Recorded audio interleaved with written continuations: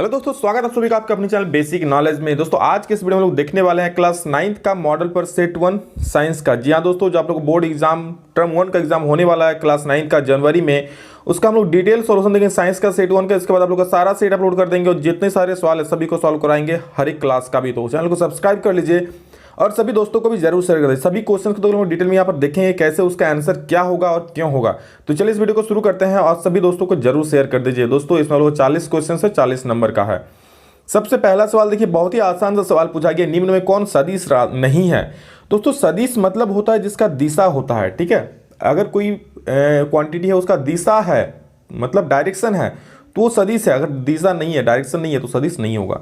तो देखिए विस्थापन का भी एक दिशा होता है, त्वरण भी दिशा में होता है, वेग का भी दिशा होता है। वेग किसी दिशा में ही होगा ना, जब बाइक चलती है तो उसका जो स्पीड होता है, वेग जो होता है, वेलोसिटी होता है, वो कोई दिशा में होता है। उस पर त्वरण भी विस्थापन है। लेकिन दूरी का दोस्तों कोई दिशा नहीं है।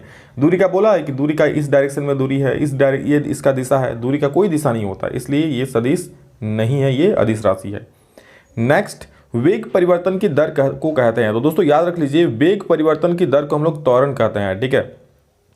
और विस्थापन परिवर्तन की दर को हम लोग क्या कहते हैं, वेग कहते हैं। विस्थापन में परिवर्तन की दर को वेग कहते हैं, यह विस्थापन प्रति सेकंड या प्रति यूनिट टाइम को कहते हैं हम लोग वेग। और वेग परिवर्तन की दर को क्या कहते हैं, त्वरण। याद कर लीजिए, बहुत महत्वपूर्ण सवाल है। अगला, चाल और वेग का मात्रक होता है। तो दोस्तों चाल और वेग का मात्रक जो होता है वो मीटर प्रति सेकंड होता है। दोनों का सेम मात्रक होता है, मीटर प्रति सेकंड, ठीक है। वही त्वरण का पूछता है तो मीटर प्रति सेकंड स्क्वायर हो जाता है और न्यूटन है बल का, ठीक। अगला सवाल देख लीजिए क्या बोल रहा है, ऑडोमीटर क्या मापता है। बाइक चलाए हैं आप लोग कभी? जी हाँ सर, चलाए हैं। आगे में गोल टाइप का वो रहता है, वही दोस्तों ऑडोमीटर है। तो आप गाड़ी कितना दूर चला वही मापता है ना, तो गाड़ी द्वारा चली गई दूरी को मापता है ऑडोमीटर। और स्पीडोमीटर दोस्तों स्पीड को मापता है, ठीक है। लेकिन ऑडोमीटर क्या मापता है, गाड़ी द्वारा चली गई दूरी को।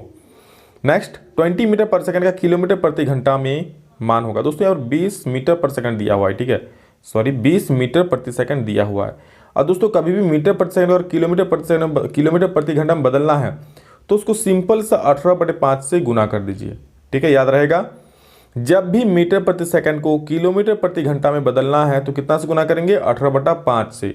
सेम इसका उल्टा, अगर किलोमीटर प्रति आवर को मीटर प्रति सेकंड में बदलना है तो किससे गुना कर देंगे, इसका उल्टा कर दीजिए 5/18 से, ठीक है। लेकिन यहाँ पूछा है क्या, मीटर प्रति सेकंड से किलोमीटर प्रति आवर, तो 18/5 से गुना कीजिए। तो 5 4 20, 18 को 4 से गुना, 18 4 72। That is option number B बिल्कुल सटीक हो जाएगा। 6 नंबर देखिए, एक कार की चाल 15 मीटर की दूरी तय करने में 18 किलोमीटर प्रति घंटा से 36 किलोमीटर प्रति घंटा हो जाती है, तो त्वरण। दोस्तों इस तरह का सवाल में अक्सर यूनिट का ध्यान रखिएगा। देखिए मीटर में दिया 1 किलोमीटर प्रति घंटा में, सवाल बना भी लीजिएगा ना तो आंसर गलत हो जाएगा अगर यूनिट चेंज नहीं कीजिएगा तो देखिए सबसे पहले यूनिट चेंज कर लेते हैं।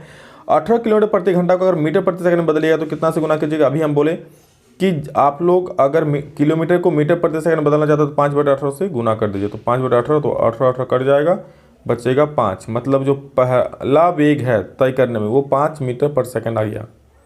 दूसरा कितना है, 36 किलोमीटर पर आवर, तो 36 और किलोमीटर प्रति घंटा को मीटर प्रति सेकंड बदलेंगे कितना से गुना करेंगे, 5/18 से। तो 18 दूनी 36, मतलब इसका वेग आ गया 10 मीटर पर सेकंड, ठीक है। और आपका दूरी दिया है 15 मीटर, तो क्या निकालना है, त्वरण। आप लोग फॉर्मूला लगाइएगा, v square equal to u square plus 2as, एक फॉर्मूला होता है ना, इसको लगाइएगा। v का स्क्वायर यानी कि किसका स्क्वायर, 10 का स्क्वायर। u का स्क्वायर मतलब प्रारंभिक वेग कितना था, पहले 5 था तो 5 का स्क्वायर।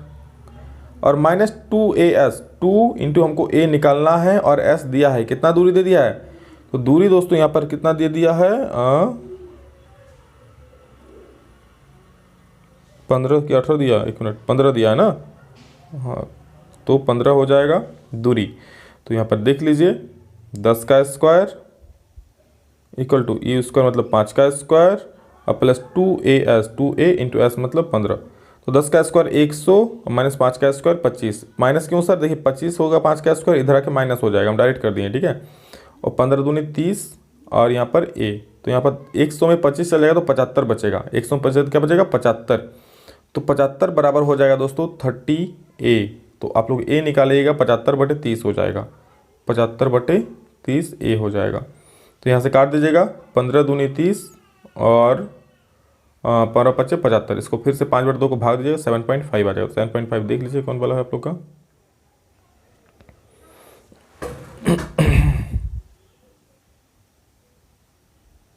7.5 होगा, 5 और 2 को भागे 2.5 होगा ना, तो 2.5 ऑप्शन ए बिल्कुल सटीक जवाब हो जाएगा। ठीक है, चलिए बल का ऐसा मात्रक है, तो बल का ऐसा मात्रक क्या होता है, सभी लोग जानते हैं न्यूटन होता है, याद कर लीजिए, बहुत अच्छा सवाल है, बहुत आसान सा सवाल है।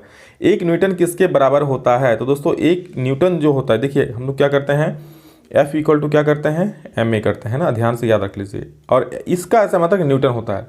अच्छा, m का द्रव्यमान का ऐसा मात्रक क्या होता है, kg, और त्वरण का क्या होता है, मीटर प्रति सेकंड स्क्वायर। मतलब हम ये भी कह सकते हैं कि बल का ऐसा मात्रक केजी मीटर पर सेकंड स्क्वायर भी होता है। तो देखिए केजी मीटर पर सेकंड स्क्वायर कहाँ है, तो सर वो ना दिख रहा है हमको ऑप्शन ए में, तो ऑप्शन ए को मारिए धड़ाक से, सही हो गया। नेक्स्ट, 3 पिंड है, मतलब कोई 3 वस्तु का द्रव्यमान है ए बी सी, उसका द्रव्यमान 5 केजी, 2 केजी और 10 केजी है।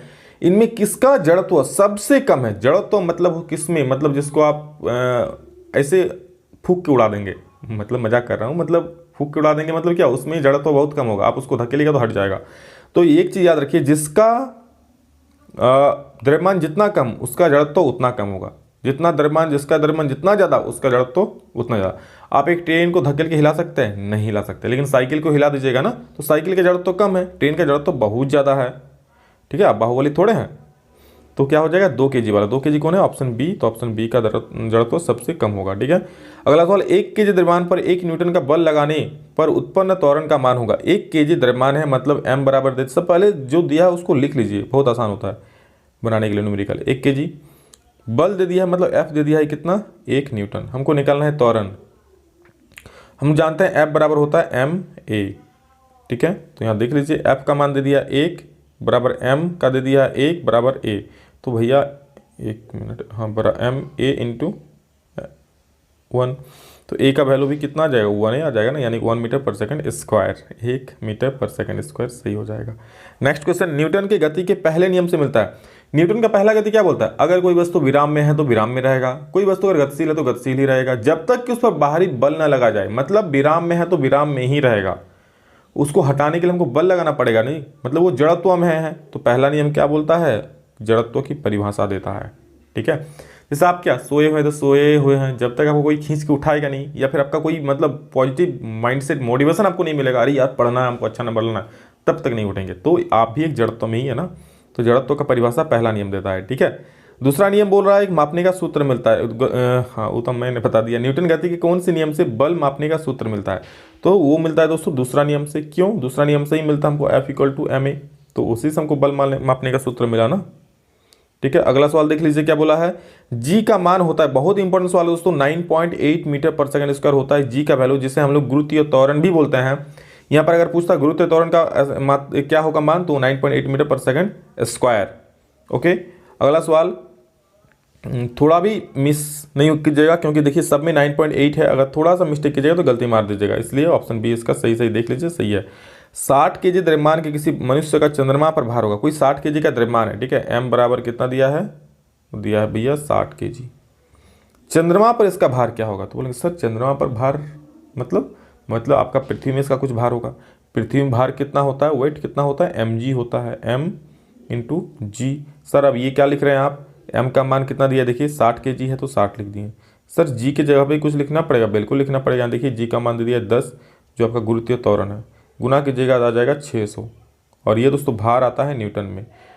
मतलब पृथ्वी पर जो भार हो ये 600 न्यूटन, चंद्रमा पर दोस्तों 1/6 होता है। मतलब अगर पृथ्वी में किसी का भार 60 किलो है ना, तो उसका 1 छठा होता है वहाँ पर, मतलब 6 10 से 60, तो वहाँ पर 10 किलो हो जाएगा। तो उस प्रकार चंद्रमा में हम लोग निकाल लेंगे तो क्या हो जाएगा, बस 6 से भाग दे दिए, क्यों वहाँ 6वां भाग होता है, काट दीजिए 100 बार में कट जाएगा, यानी कि वहाँ पर 100 न्यूटन होगा। तो ऑप्शन सी बिल्कुल सटीक है। नेक्स्ट दोस्तों समझ लीजिए, देखिए इससे दूसरा क्वेश्चन नहीं पूछ सकता, इसलिए रटने से ज़्यादा इसको समझ लीजिए कैसे क्या होगा।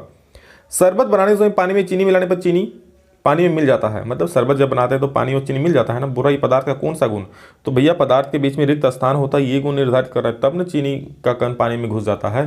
तो कौन सा नियम दे रहा है, रिक्त स्थान होता है पदार्थ के, तब तो रिक्त स्थान होगा तभी तो घुलेगा। निम्नलिखित में से कौन पदार्थ का उदाहरण है, तो दोस्तों विचार, शीत और स्नेह ये कोई पदार्थ नहीं है। हाँ लेकिन शीतल पेय जो आप लोग ठंडा ठंडा पीते हैं, कोल्ड ड्रिंक्स, मिरिंडा, क्या क्या होता है, फेंटा, 7 अप, 9 अप, 10 अप, क्या क्या होता है, वो सारा चीज़ शीतल पेय है, तो वो पदार्थ है एक्चुअली, कौन है, द्रव है वो। दो विभिन्न पदार्थों के कणों का स्वतः मिलना कहलाता है। दो विभिन्न प्रकार के पदार्थ स्वतः जो मिल जाता है दोस्तों, तो उसे हम लोग विसरण कहते हैं। क्या कहते हैं? विसरण कहते हैं। किसी तत्व के द्रव्यमान प्रति इकाई आयतन को कहते हैं। देखिए, द्रव्यमान प्रति इकाई आयतन यानी कि द्रव्यमान प्रति इकाई आयतन, द्रव्यमान यानी कि मास और आयतन यानी कि वी मतलब वॉल्यूम। तो m/v इक्वल टू होता है रो, और रो को बोलते हैं दोस्तों डेंसिटी। मतलब द्रव्यमान प्रति इकाई आयतन को हम लोग क्या बोलते हैं? डेंसिटी मतलब घनत्व। ठीक है, इसको घनत्व बोलते हैं। अगला सवाल, 2 ग्राम हाइड्रोजन 16 ग्राम ऑक्सीजन के साथ मिलकर 18 ग्राम का जल निर्माण करता है। यह किस नियम को परिभाषित करता है? देखिए, 16 2 18 अभिक्रिया करके भी 18 बना रहा है। मतलब ये द्रव्यमान संरक्षण का नियम को परिभाषित कर रहा है कि अभिक्रिया से पहले और अभिक्रिया के बाद में दोनों का द्रव्यमान क्या होगा? समान होगा। अभिक्रिया से पहले जितना द्रव्यमान है, अभिक्रिया के बाद में भी भैया उतना होना चाहिए। इसे हम लोग बोलते हैं द्रव्यमान संरक्षण का नियम।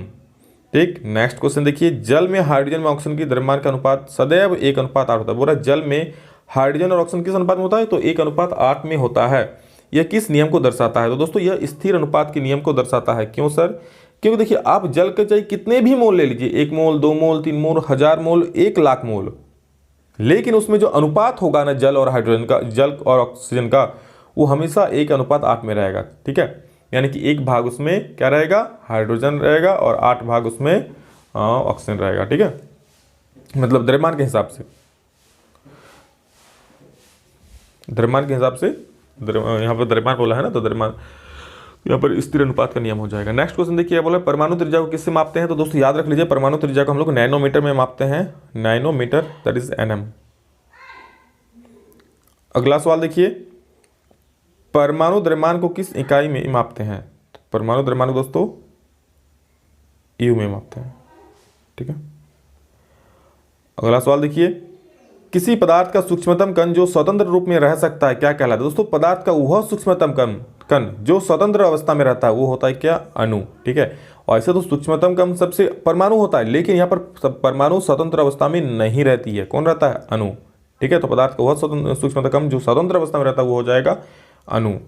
नेक्स्ट, जल की परमाणुकता कितनी है? देखिए, परमाणुकता का क्वेश्चन जब आया है तो लोग समझ लीजिए परमाणुकता कैसे निकालते हैं। परमाणुकता मतलब होता है एक्चुअली किसी भी तत्व या यौगिक या फिर अणु में कितने परमाणु होते हैं, उसे हम लोग परमाणुकता कहते हैं। जैसे हाइड्रोजन को हम लोग कैसे लिखते हैं? H2, तो इसका 2 परमाणु हो गया। ठीक है, ऑक्सीजन को O2, तो 1 परमाणु हो गया। आर्गन को Ag, तो ये 1 परमाणु हो गया। ऐसे वाटर को बोल रहा है जल, जल को ऐसे लिखते हैं H2O, तो हाइड्रोजन का 2 गो है, ऑक्सीजन का 1 गो है, मतलब 3 गो, मतलब 3 परमाणु की 3 परमाणु देखिए है 3 परमाणु 3 हो जाएगा। तो नेक्स्ट क्वेश्चन हम लोग क्या है देख लीजिए, निम्नलिखित में से किस यौगिक की परमाणुकता 5 है? दोस्तों मैंने आप लोग बता दिया परमाणुकता कैसे निकालते हैं। ठीक है, कितना उसमें आप लोग का परमाणु है ये देख लीजिएगा। तो मैं यहाँ सूत्र लिख देता हूँ। अमोनिया का होता है NH3, कैल्शियम कार्बोनेट का CaCO3, जल का जानते ही H2O और कार्बन डाइऑक्साइड जानते हैं CO2। ठीक है, तो आप लोग चेक करके बताइएगा कमेंट में सभी लोग क्या इसका आंसर होगा।